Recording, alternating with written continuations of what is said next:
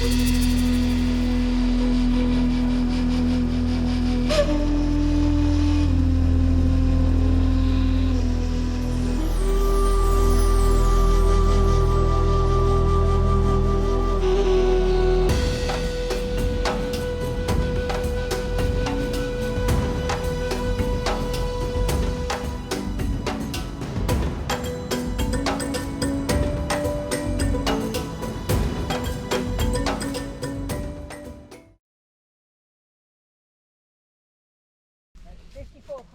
the highway.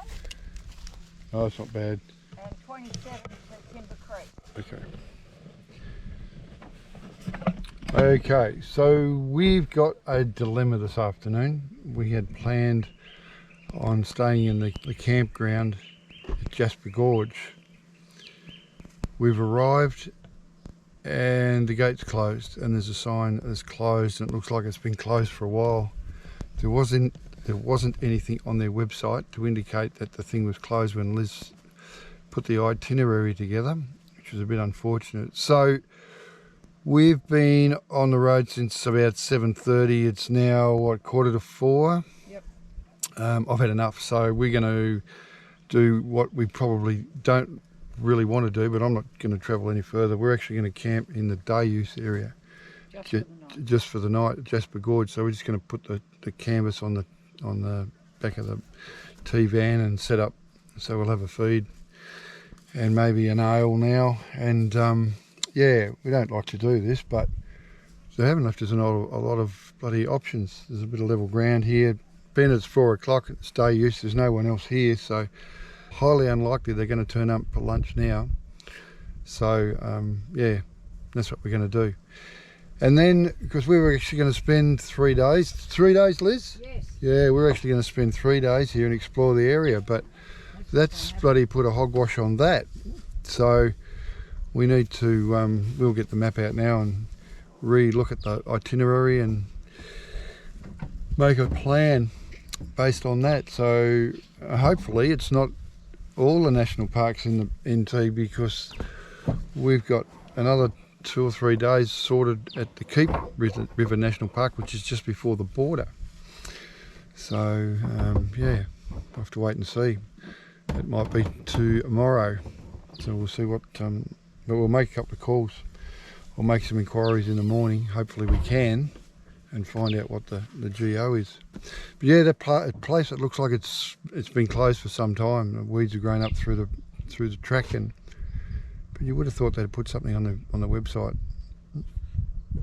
Anyway, it is what it is, and we'll make the best of it. So catch us later. So here we are in a day use area, and people just can't help themselves and leave their rubbish lying around. I'm prepared this time.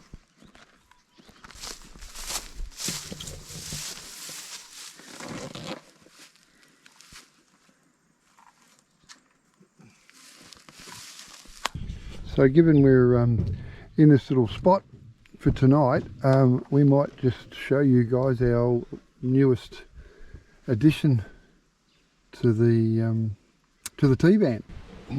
May I mention to you before that we've looked at replacing the batteries in the van. We had two 100 or 105 amp hour AGMs.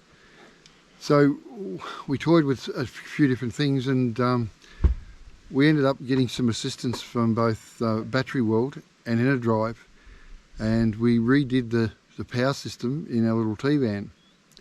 So this actually is the console now, or what would have been the power control. So they've totally re-engineered it for us.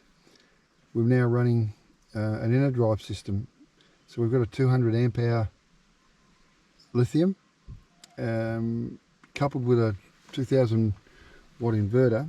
So given that we were going to change it, we thought, well, it was a good opportunity to use an induction cooktop, particularly on those windy days. And anyone that's camped is aware of how inefficient gas is when you have a windy day. So we thought, why not give that a crack? So this is what we've ended up with. So You can see the water levels on the left. Then you've got the ePro, which is basically the control. Beside it is the inverter switch, so we can turn the inverter on and off from the power console. Redone all the switches for the water, stereo, the fan, the awning lights, and the internal lights. They've put a double power point in it around to here, and the fuse box, those fuses are controlling or protecting those circuits. They put the original radio back in, and then as a bit of a bonus, they've put an Anderson plug at the bottom so I can power additional appliances from that. So that's the actual, I guess, the brains of it. And what we'll do is we'll do a bit of a walk around over the course of the next few days and show you the rest of it. As we enjoy the serenity and these natural surroundings, nature's hunters and gatherers continue on their busy day, ensuring life continues.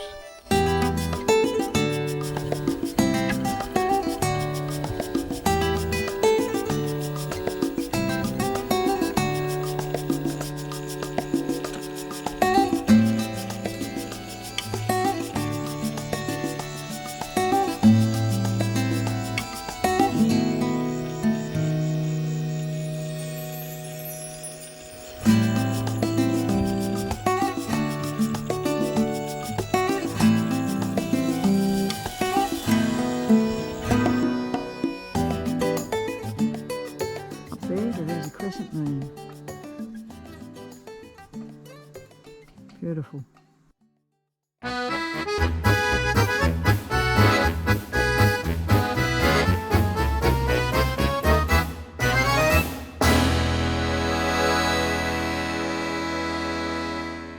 How cool is this, in cooking a stir fry on the induction cooker?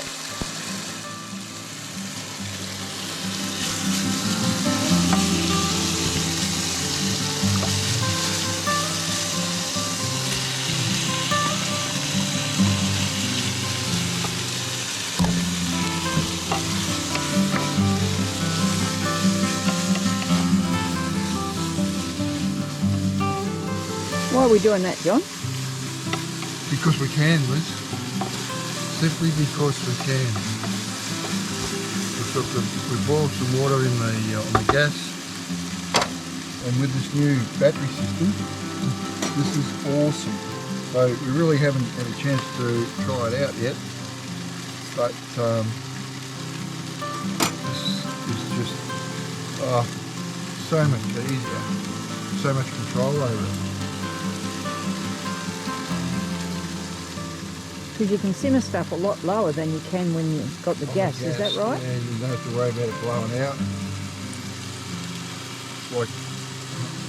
It's kind of cheap a little bit, but as we get older we're allowed to have a few little luxuries, so can't we?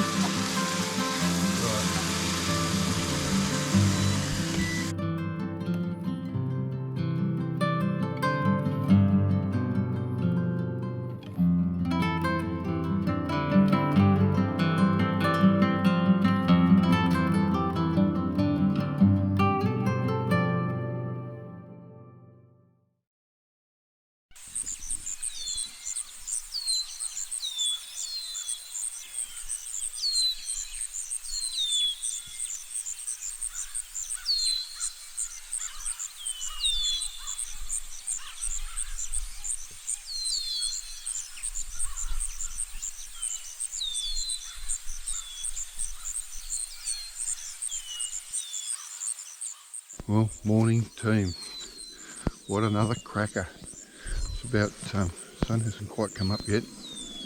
What I just wanted to show you was some of the versatility, and this is not a T-van ad, but you know, the versatility this thing gives us on the road. Like last night, as we said, we pulled up into this day use area, and it enabled us to just put down the canvas in the back. So there's actually that, and there's a fly screen that zips in there as well. So if it gets really balmy of an evening, we can just put that down and see the stars. You know, one of the other great things of this that we've come across is these jet boilers. We just have to wait for the stove to cool down, put the glass down, all the rest of it now. This boils water in a matter of minutes. We usually boil it twice, once for ourselves, and then fill a thermos. So we've got a thermos just for a quick roadside stop for our morning tea. And here's Liz preparing things for the day ahead. So we don't know what we're doing now. We're going to pack up from here, head further west. We'll get into Timber Creek and see if we can get some information regarding the NT parks. And I don't know whether it's just affecting this park or it's going to affect all the national parks in the NT.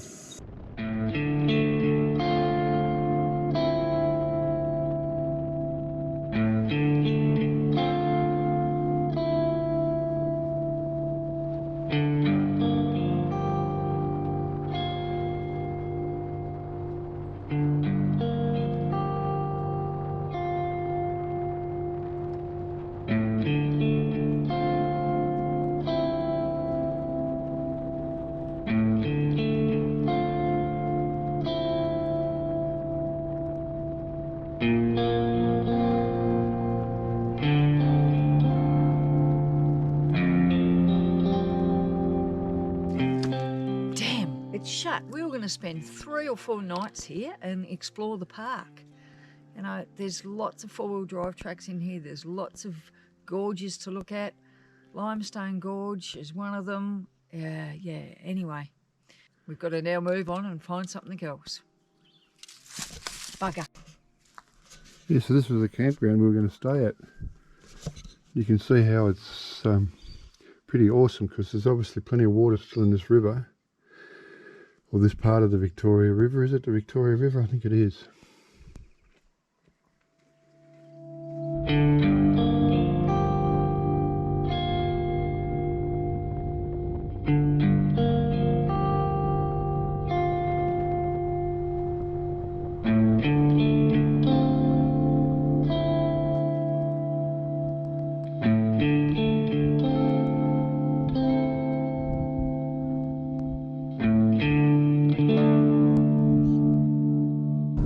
We've just found out that the Bolita access road is actually open.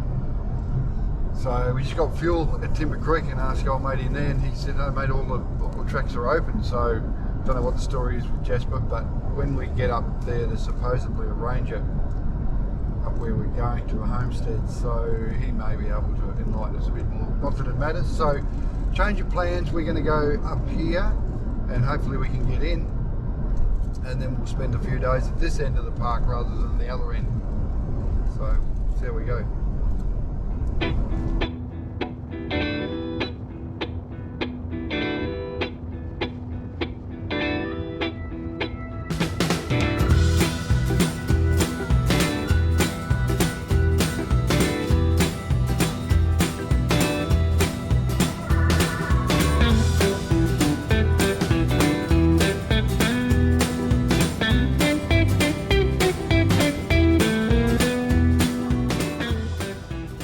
The 47-kilometre rough corrugated track took us around an hour to complete with numerous small water crossings. One would think that this would be impassable through parts of the wet season. The Judbarra Gregory National Park is huge. It's 13,000 square kilometres of spectacular ranges and deeply fissured gorges containing significant traces of Indigenous culture, European exploration and pastoral history. Most of the park is in a transition zone between the tropical and semi-arid regions of the Northern Territory, and as a result the landscape, plants and animals vary enormously as you travel east to west. The park lies in the catchment of the Victoria River, which begins on the sandy edge of the Tanami Desert, where only shrubs and spinifex grow.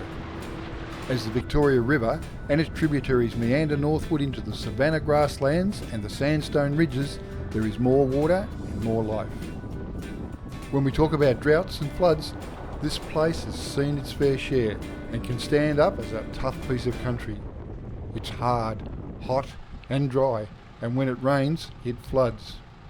At a glance it seems lifeless, but wildlife is hidden throughout the vast woodlands, crowded along the creek lines and even sheltered in the endless spinifex.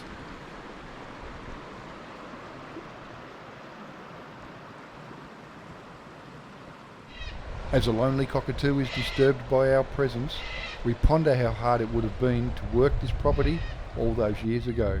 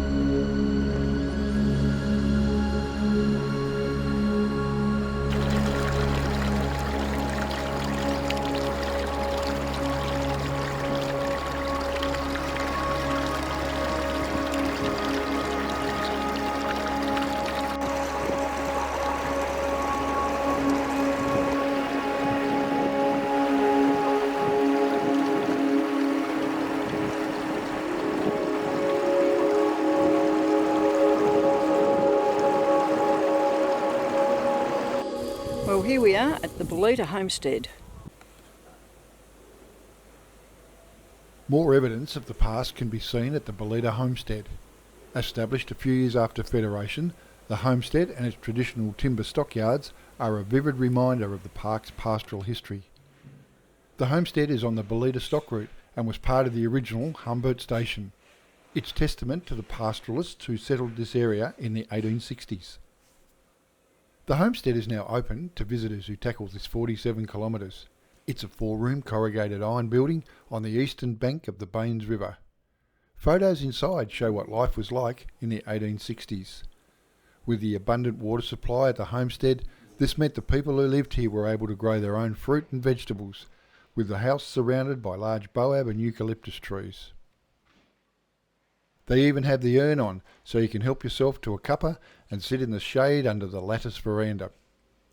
We took our time and soaked up the atmosphere of the place, reading the stories of yesteryear.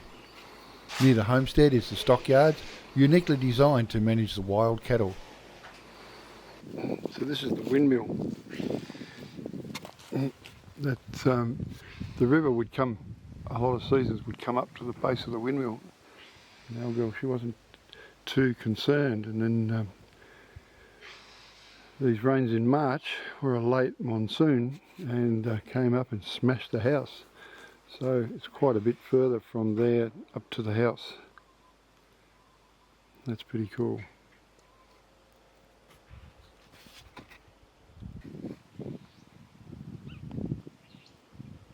Then it was off to the stockyards.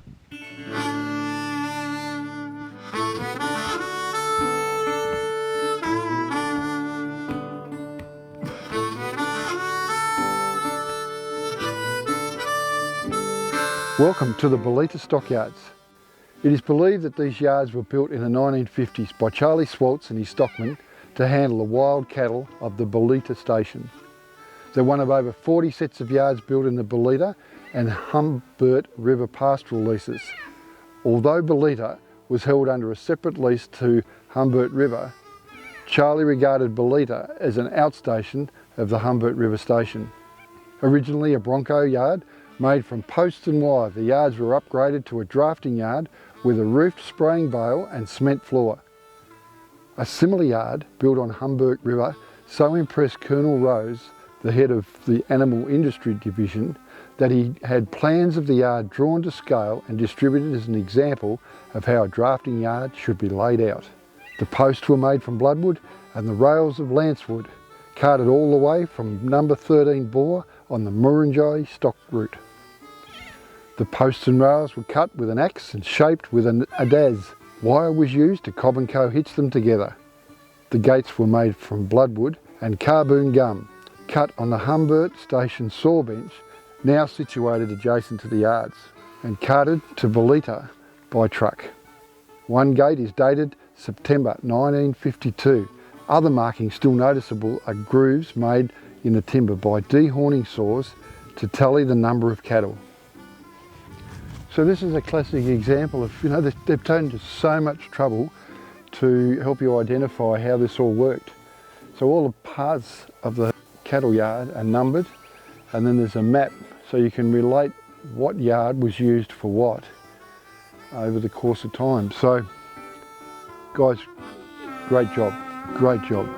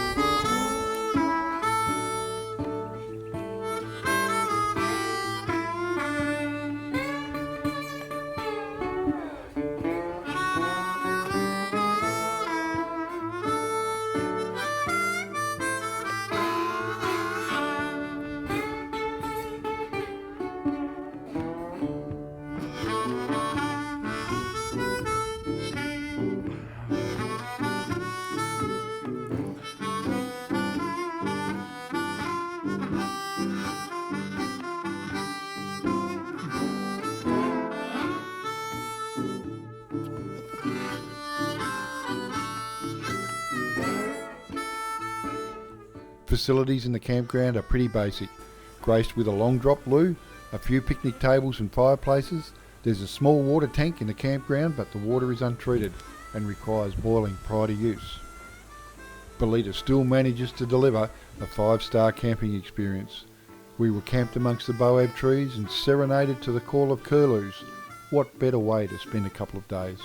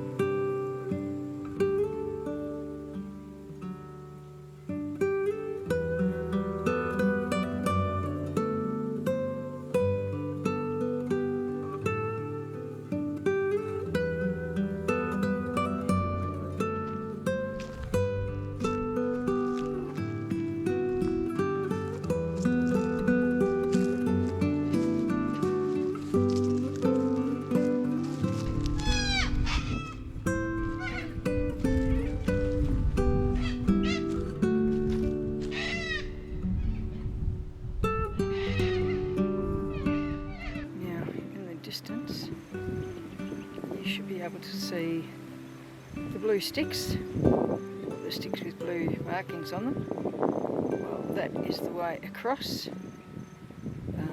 but because the river is flowing so much, that stock route is closed, probably like half the others.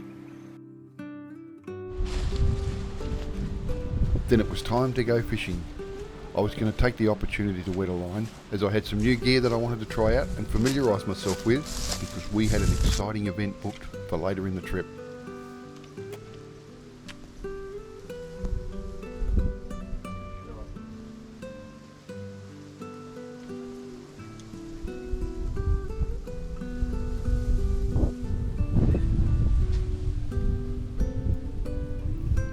There's a reason they call it fishing, not catching.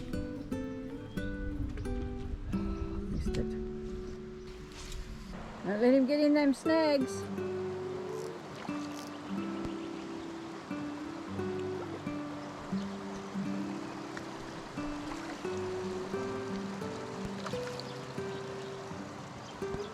That's Judbarra. Judbarra.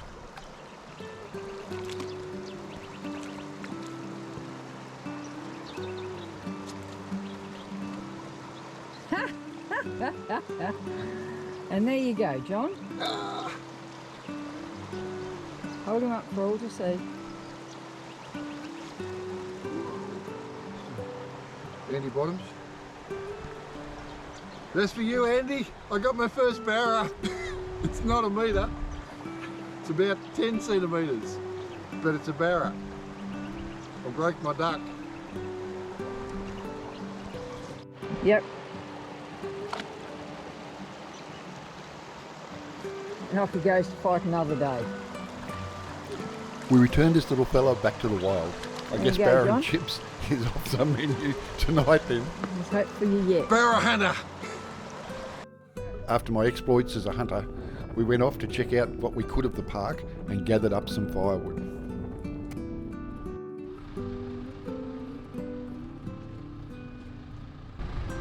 As you can see, the place is closed. The road's closed, but it doesn't look like there's been anybody here for bloody ages. So I don't know what the story is, whether they closed it last year for COVID and haven't opened it.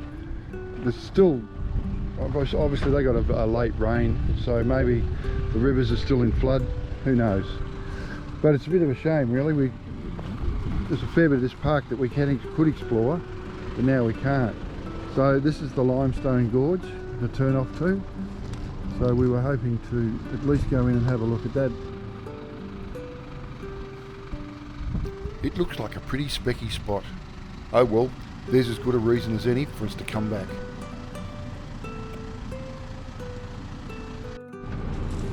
So this is where we've collected some wood from. Just broken down, fallen down after a fire. Just picked it up off the side of the road. As you can see, just a little bit on top of the car, which we'll get back to camp and chop up. There we go, we've got wood for the night. That's our fire pit. It's the Lifedoo fire pit. It's doing pretty good. Quite like my Lifedoo fire pit. Just fits nicely in the bag that I made, which is that one there. And it flat packs nicely, so what more could you ask? In the next episode, I get the walking boots out as we visit the Judbarra National Park. I nearly get left behind. Jasper's here. I could get left at the border. We make a run for the WA border and I try my hand at dingo whispering. Although Bolita flies